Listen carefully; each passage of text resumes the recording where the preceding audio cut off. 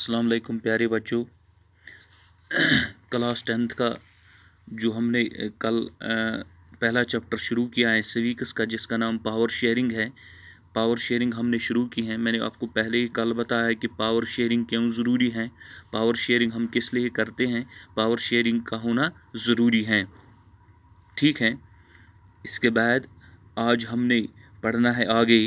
ये हम कहानी पढ़ने जा रहे हैं, ये टॉपिक हम शुरू करने जा रहे हैं, ये कहानी एक देश से शुरू होता है, एक देश से शुरू होती है जिसका नाम है बेल्जियम।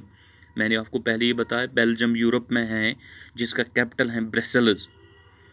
हाँ, जिसका कैपिटल है ब्रसेल्स।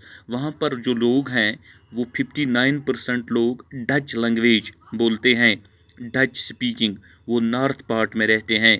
और बाकी जो 40% लोग वो फ्रेंच लैंग्वेज बोलते हैं, फ्रेंच स्पीकिंग, वो साउथ पार्ट में रहते हैं। अब रहा 1% वो जर्मन लैंग्वेज बोलते हैं।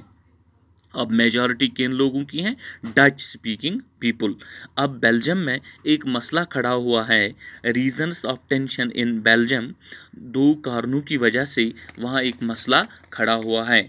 देखिए, पहला जो रीज़न था, पहला जो कारण था, फ्रेंच बोलने वाले लोग वहाँ पर बहुत ज़्यादा अमीर हैं और सारी जो पावर्स थे वहाँ के इन ही लोगों के पास थी।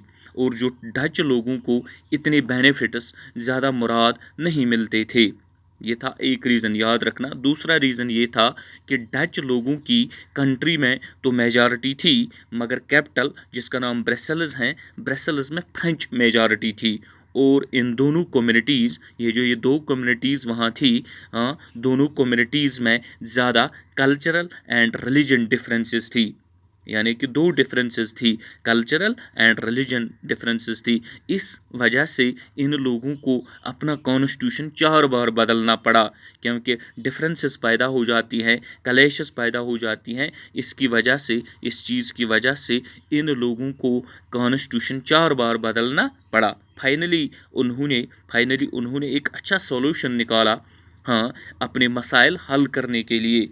देखिए, ये आपको याद रखना है, फाइनली उन्होंने एक अच्छा सॉल्यूशन निकाला। उन्होंने कोशिश की अपने मसाइल जो हल करने के लिए। वो क्या सॉल्यूशन था? ये था कि पहला पॉइंट उन्होंने ये नोट किया, पहला काम उन्होंने ये किया, पॉइंट उन्होंने एक रूल बनाया। वहाँ उन्होंने एक रूल बनाया कि जो सेंट्रल गवर्नमेंट बनेगी, सेंट्रल गवर्नमेंट में जो मिनिस्टर्स बनेंगे, हाँ, जिस तरह हर एक मुल्क में होता है, उन्होंने सेंट्रल गवर्नमेंट में आधे ministers Dutch community, Dutch speaking people होंगे और आधे French community, French speaking people होंगे। उन्होंने ये अपने मसाइल हल करने के लिए जो पहल की, इसमें उन्होंने पहला पॉइंट, पहला जो उन्होंने पॉइंट रखा है, पहले पॉइंट में उन्होंने जो सेंट्रल गवर्नमेंट जो ग्रुप ऑफ मिनिस्टर्स बनता है, उन्होंने दोनों कम्युनिटीज़ को इसमें शामिल किया, डच कम्युनिटी को भी और फ्रेंच कम्युनिटी को भी। ठीक है, आधे लोग डच कम्युनिटी से होंगे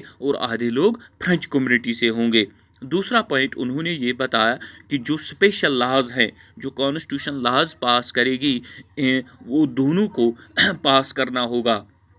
ये नहीं कि डच स्पीकिंग लोग नहीं मानेंगे या फ्रेंच स्पीकिंग लोग किसी बात पर अटकेंगे। तो उन्होंने ये दूसरा पॉइंट बनाया कि जो हम स्पेशल लॉज बनाएंगे, इसमें दोनों कम्युनिटीज़ को साथ देना होगा। दोनों में से अगर किसी एक ग्रुप ने मना किया है तो वो लॉ पास नहीं होगा।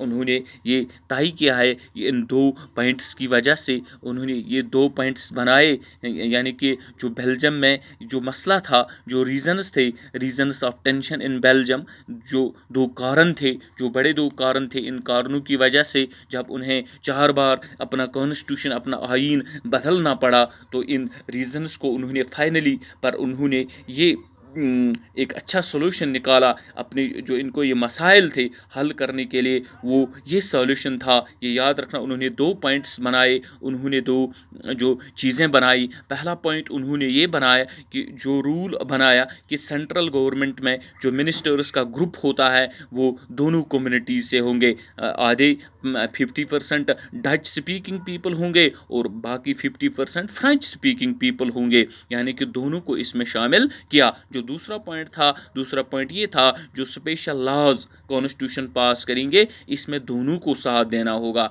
अगर एक ग्रुप साथ नहीं देगा तो ये यानी कि हर मसले का हल नहीं निकलेगा। यानी कि इस जो ये कॉन्स्टिट्यूशन बनाई गई, इस कॉन्स्टिट्यूशन के ज़रिए दोनों ग्रुप्स को यानी कि साथ देना होगा, तब ही कोई मसला हल होगा। इसके बाद हम आगे पढ़ेंगे कल से।